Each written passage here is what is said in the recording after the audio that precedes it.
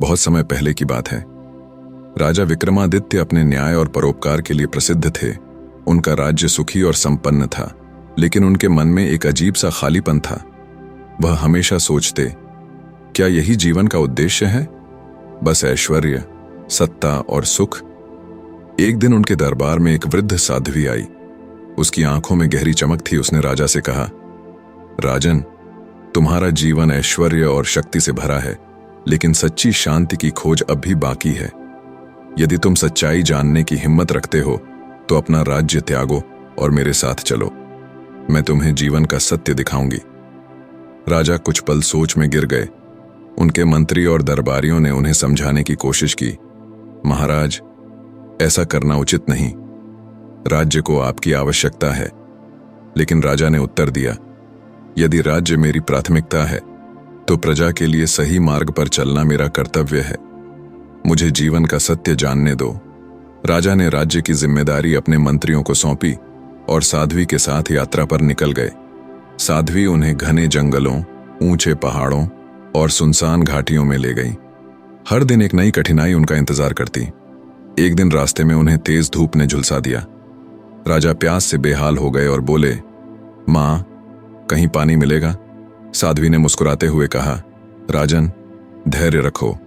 सत्य पानी से भी अधिक मूल्यवान है। दूसरे दिन उन्हें एक जंगली जानवर ने घेर लिया। राजा ने अपनी तलवार निकाल ली, लेकिन साध्वी ने कहा, राजन, हिंसा ही तुम्हारी सबसे अधिक बाधा है। साध्वी के शांत शब्दों से वह जानवर वहां से चला गया। एक दिन उनकी यात्रा उन्हें एक छोटे से गांव में ले आई। वहां के लोग गरीबी और भूख से तड़प रहे थे। बच्चे रो रहे थे और बूढ़े लोग कमजोर हो चुके थे। साध्वी ने राजा से कहा, राजन, यदि तुम्हें जीवन का सत्य जानना है तो इनकी मदद करो। राजा ने अपना शेष भोजन, वस्त्र और गहने बेचकर गांव के लिए अन्न, वस्त्र और आश्रय की व्यवस्था की। उन्होंने गांव वालों को सिखाया कि कैसे खेती करें और अपने जीवन को बेहतर बनाएं। गांव में खुशी लौट आई।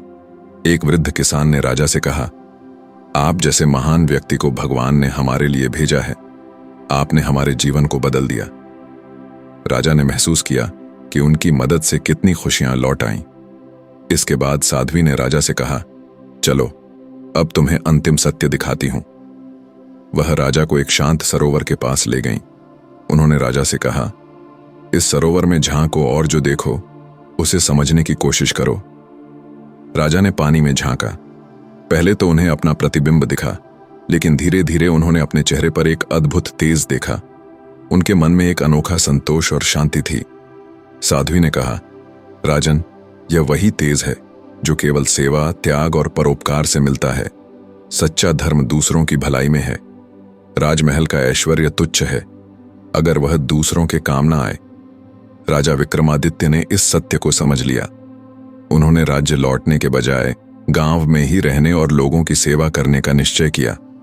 उनके त्याग और धर्म के मार्ग ने उन्हें सच्ची शांति और आनंद का अनुभव कराया। साध्वी ने मुस्कुराते हुए कहा, अब तुम जीवन का सबसे अधिक सत्य जान गए हो राजन। यही तुम्हारा असली धर्म है।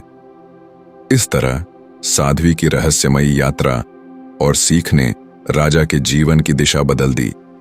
वह गांव के लोगों के साथ रहकर उनकी सेवा करते रहे और सच्ची समृद्धि और शांति का अनुभव किया।